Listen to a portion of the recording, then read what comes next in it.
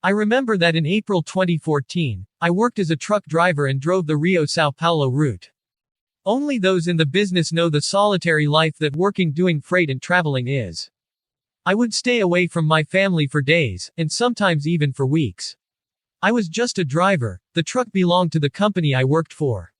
My dream was to buy my own truck. I used to work with large trucks, but I wanted to buy a smaller one. My intention was to buy a VUC, which is a small truck, a light-duty one. I wanted to make small deliveries in Sao Paulo, because that way I could return home every day and spend more time with my son and my wife. At that time, my son was only 5 years old. My wife didn't work because I was already living more away from home than in it, and my boy needed to have at least his mother's presence 100% with him. I had already been working for that company in the transportation business for 12 years.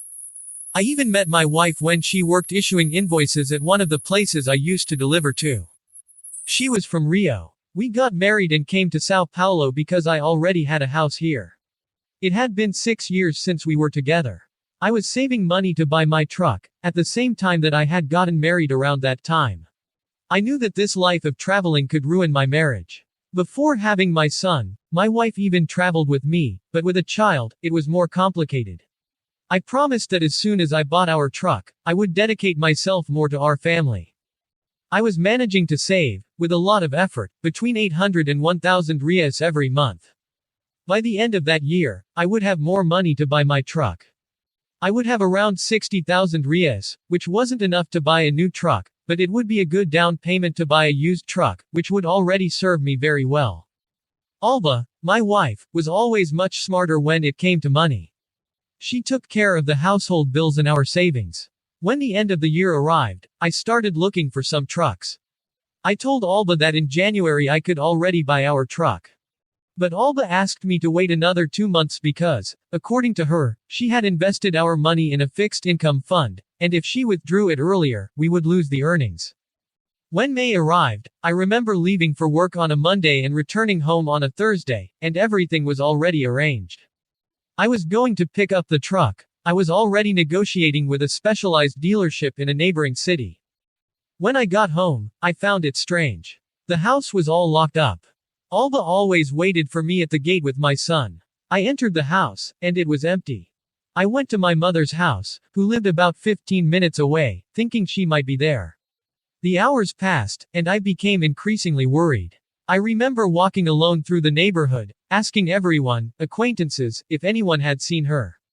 A neighbor of mine saw that I was desperate and pulled up the images from a camera he has at his house that captured part of my house.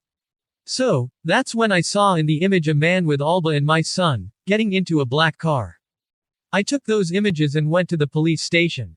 Since Alba had a sum of money, a reasonable amount in her account, it was the money for our truck. I thought someone had found out and had kidnapped her, or something like that. I spent the night without sleep. The next day, I felt a certain relief, but I was still worried. Someone had taken my son to my mother's house and abandoned him at the gate. Talking to him, a policeman along with my son said that Alba was with a friend of hers and that this friend was always at our house. That's when I started to distrust Alba. Once again, I asked my neighbor to send me the images he had from his house. He only kept the last 15 days on the device, but it was enough for the police to discover that it wasn't a kidnapping, but rather a betrayal. That same day, the police found Alba. She was walking aimlessly, crying, about 50 kilometers away from our house. In her statement, she said that she met a guy online and got involved with him. According to her, he had wealthy relatives in Italy and wanted to run away with her there, and he needed the money to buy the tickets and get the documentation. Still, according to Alba, this guy's parents sent him money, but due to bank bureaucracy, the money was stuck. That's when Alba fell for this scam, and besides the betrayal, she gave all my money, the result of 6 years of effort, to this guy. The police ended up identifying the car. It was a rental car, and they even found out who the guy was, but he already had several arrests for fraud. From what the police told me, this guy lived by scams, and unfortunately, they couldn't locate him. I was very distressed and very sad. I remember thinking many foolish things. I even thought about taking my own life, but because of my son, I had to continue. I got temporary custody of my son, and after a few months, I got permanent custody. Because of the things Alba did, the judge ended up siding with me, especially because, if this story wasn't a scam, she could have taken him to another country without my consent. I managed to separate from Alba, but, believe it or not, I had to sell the house, which, in fact, I had before my marriage to her. She didn't speak to me at any time, she hired a lawyer and didn't have the courage to face me. She wasn't held accountable for any crime, and to this day I don't understand that. She returned to Rio, where she had some friends, and stayed there to occupy herself with our son. I went to live with my mother, and with the part of the house money that was left for me, I managed to buy my truck.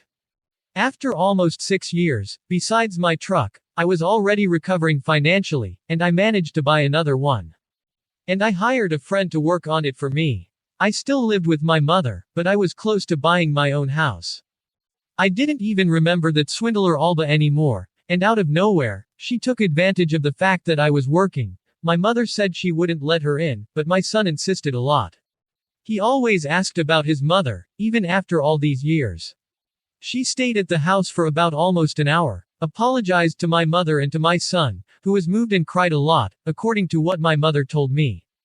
When I arrived at my mother's house and found Alba there, I started to tremble with anger. She said she wanted to talk to me, and I said, back then, you told me to talk to your lawyer. Now, here's my lawyer's card, I don't want to talk to you at all. She said goodbye to my son and my mother and left crying. After about 2 months, she managed, through the failed justice system of our country, to get authorization to see our son once a week. I took advantage of the fact that my house was almost ready and moved. Since it was further away from my mother's, I believed that Alba wouldn't bother me, but she started showing up there every weekend. I remember Alba's stunned face when she went to see my son, always looking at the house, which, by the way, was a much bigger house than the previous one we had. My son, many times, was manipulated by her and tried to bring us closer. Since my son was very young when I separated from Alba, he didn't understand the reason for our separation, so I had to explain it to him. I told my son, who is almost 11 years old today, and he understood why I hated his mother so much. My son is a very good boy, he wanted to help his mother in any way, said that she was suffering a lot, lived in a small room, and wanted to help her somehow, but that he understood my reasons. I've noticed these days that some things, like rice, beans, and even cleaning products, have been disappearing from my house. I know it's my son who is taking them to his mother. I know, but so as not to hurt him, I pretend I don't see. Thank you very much for listening to this account. If you have a story and want to send it to us, the email is in the description.